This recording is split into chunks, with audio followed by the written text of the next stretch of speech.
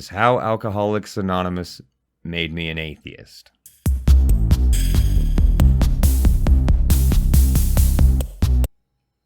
Hi, I'm Staggerson, Jagz, and I'm an alcoholic. I haven't had a drink in over 7 years.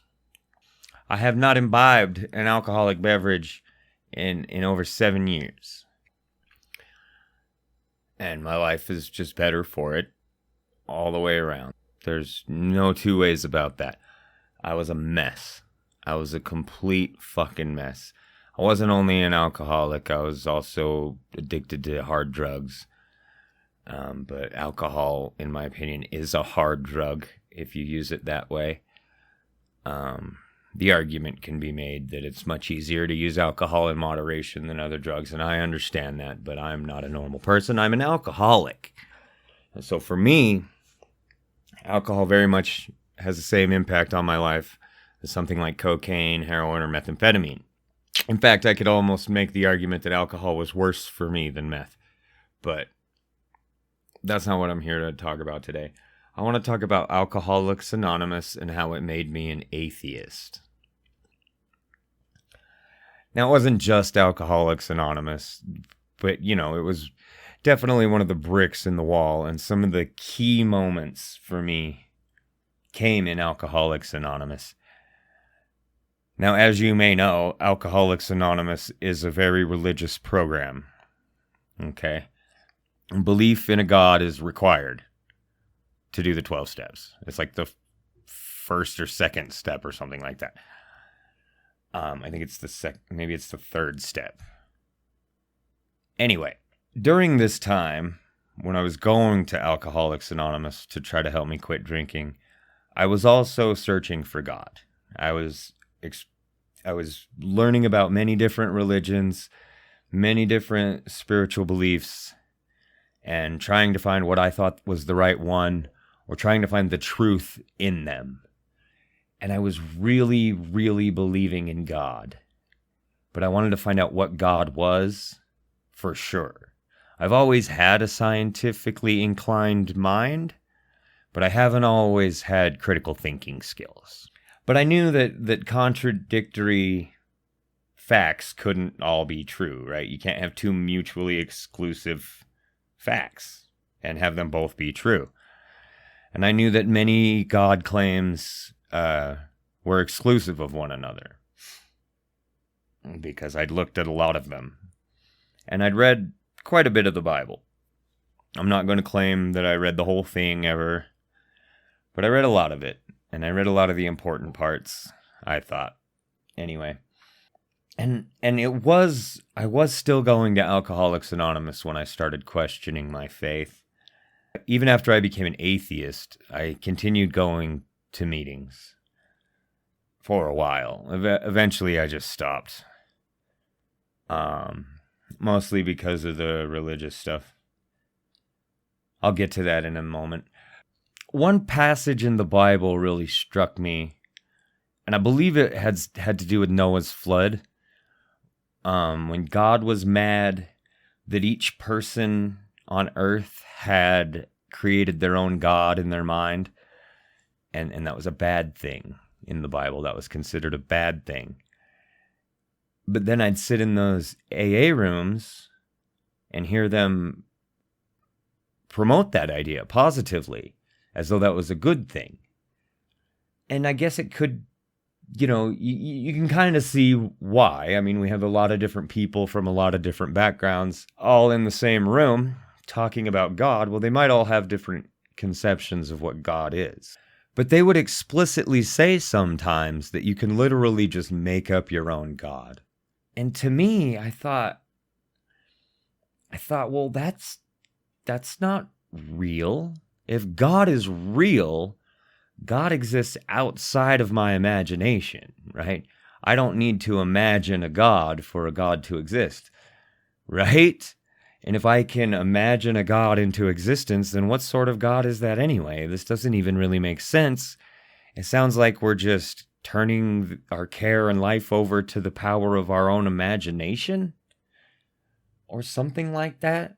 And one thing particularly stood out to me in one AA meeting. People were talking about their belief in God, and this guy was going off about how some family member of his had become very ill and nothing was working. The medications that the doctor was prescribing weren't doing the trick, and it was getting worse.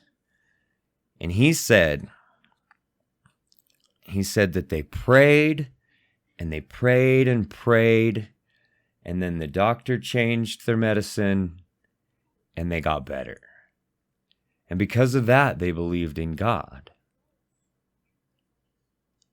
And I thought, what fucking horse shit is this? The doctor changed the medicine. The doctor changed the medicine. This is what he said. He said, I prayed and prayed and prayed, and then the doctor changed the medicine, and they got better. Well, what in the holy flying fuck is that bullshit? And then it was in another AA meeting when everybody was going around the room talking about their specific conception of God.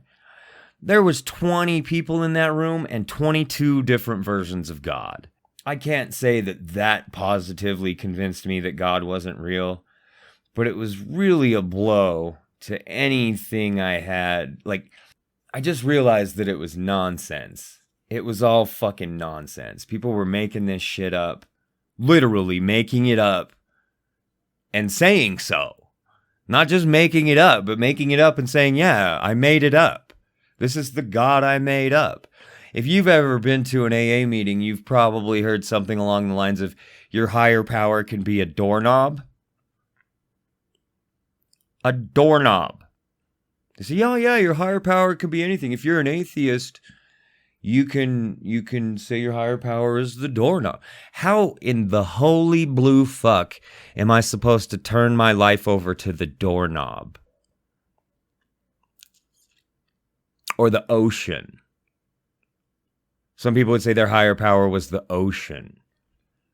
Well, that's not God. If we're saying higher power just means something more powerful than me, well, there's like trains, planes, spaceships, right? Well, there's tons of stuff that is more powerful than me, that it could be considered a higher power, but how the fuck is that supposed to keep me sober? How the fuck is the doorknob supposed to keep me sober? This is the most ridiculous shit in the world. The book is advertising that God, with his magic powers, can help keep you sane and sober. And then everybody makes up their own God. What power is there in a God that's made up individually in each person? That's not real. You're pulling the wool over your own eyes. You're overdosing on placebos. At the end of the day, whatever keeps you sober is good, sure. But this isn't about me staying sober. This is about me finding God. And what I found was that it's all made up. It's all just made up. And most people don't even care. They don't even care. They don't even care if you make it up. They know it's made up. They know it's in their imagination. They just don't want to think about that or look at that thought. It's so goddamn ridiculous. And you know what? The very last AA meeting that I went to, the topic was how to not push away atheists and agnostics. And yeah, like I said, that was the last meeting that I went to because they did a very piss poor job. One of the people in that meeting said that, well, whenever somebody tells me they're an atheist, I just tell them, no, they're not. Because like whenever you're hammering in a nail and you accidentally hit your thumb, you shout out, God damn it, right? So you must believe in God.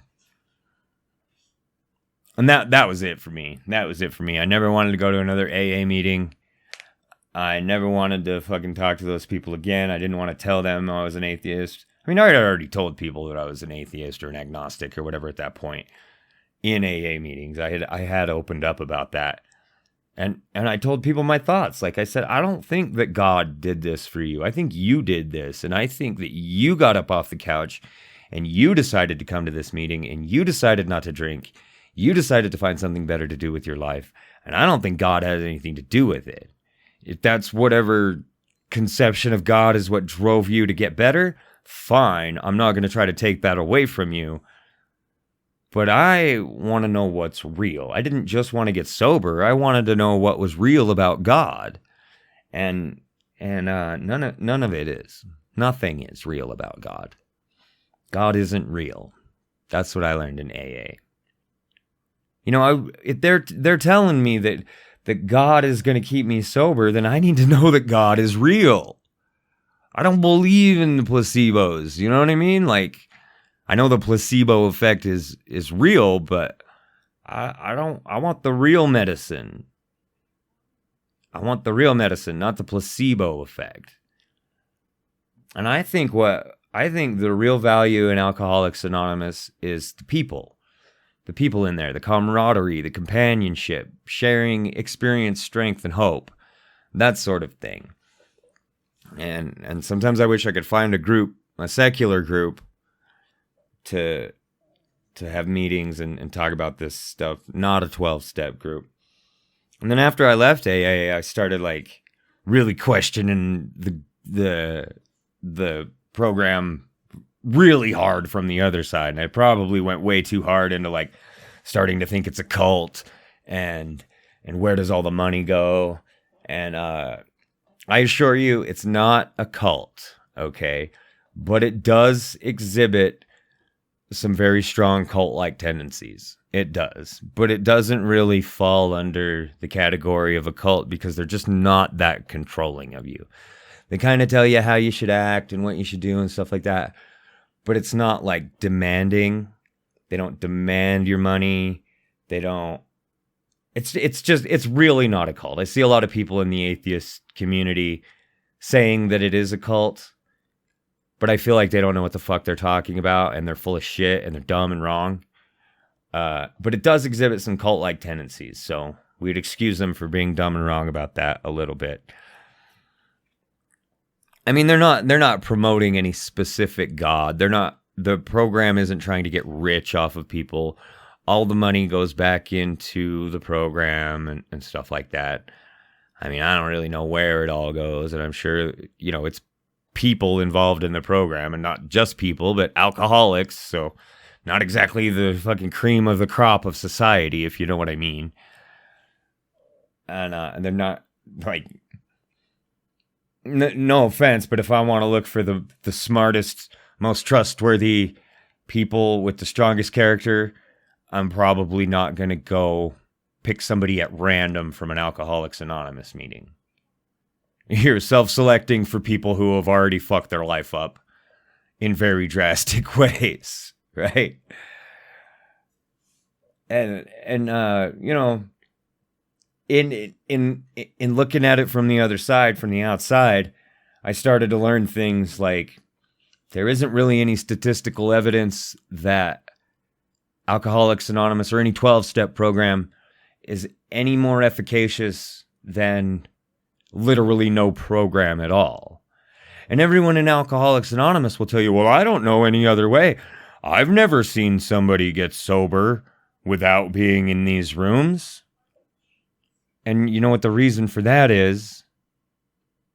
Because they're not there, you dumbass. They're not there in the room.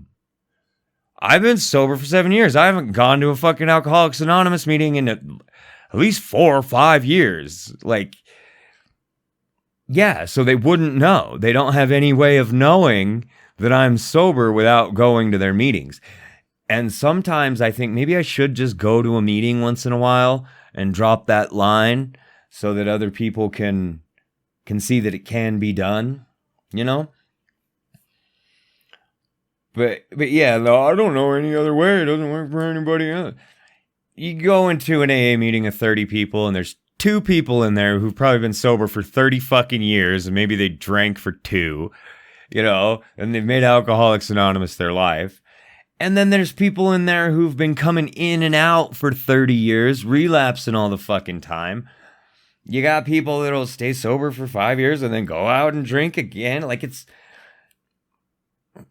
It's not as successful as they try to make it out to be, but they sell you on this line that it's the only way. Well, it's not. It's not the only way. Some old weirdos back in the day came up with this idea 100 fucking years ago, and we're still using it, and it's fucking nonsense. It's fucking nonsense.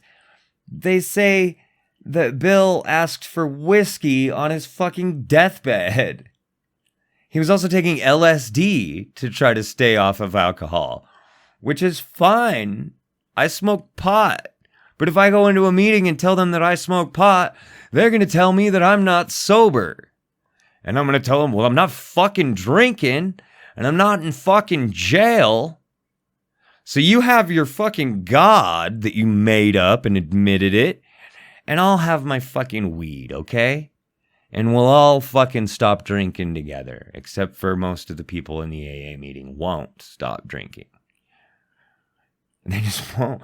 I don't see any reason to believe that AA is any more successful than hopscotch at getting somebody to stop fucking drinking, to be quite frank with you. But that's neither here nor there. If somebody wants to go to meetings, if that helps them, it helped me in the beginning. I'll say that.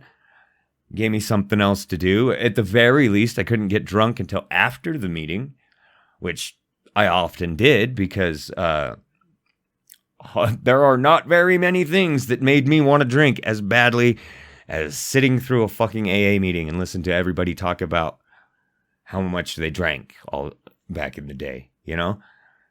I don't know the whole psychological process that went on, but god damn, I would walk out of an AA meeting craving a fucking beer every goddamn time, it seemed like. But I quit drinking. I didn't do it for God. I did it for me. I did it for my kids. I did it for all the people around me. Because I was a horrible fucking sloppy fucking asshole. I was emotionally unstable, unpredictable, prone to violence, and fucking didn't give a fuck. I kept winding up in jail. Going to jail for a really long time might have been what really fucking did it. I mean, it's hard to say that because I did actually go out and get high the very day I got out of jail. But that only lasted for about another 6 months. I was drinking and doing drugs, and then I stopped forever. Stopped for good in October of 2014. Quit doing meth. Quit drinking alcohol. I mean, I say I quit doing heroin, but I only ever did heroin like 2 or 3 times anyway, so it wasn't really my bag. I didn't really like that shit at all. It made me feel icky and gross, and I was fully aware of the consequences of what would happen if I kept doing that shit. I watched my father go through heroin withdrawals when I was 17 years old, and that pretty much cured me of my curiosity of that awful fucking shit. But I did a hell of meth. I'd fucking bang that shit. That was bad. I'll save some of them horror stories for another time, but this video was supposed to be about how Alcoholics Anonymous made me stop believing in God, and I got the point out, and for some reason I didn't stop talking. The video was over. Now I have to move frame so it doesn't seem like I just did into the exact... right, because I have to cut away.